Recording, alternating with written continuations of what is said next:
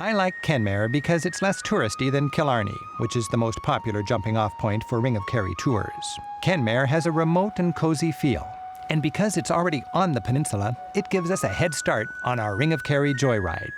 The eternal beauty of the Irish landscape is most breathtaking with a sweep around the Ring of Kerry.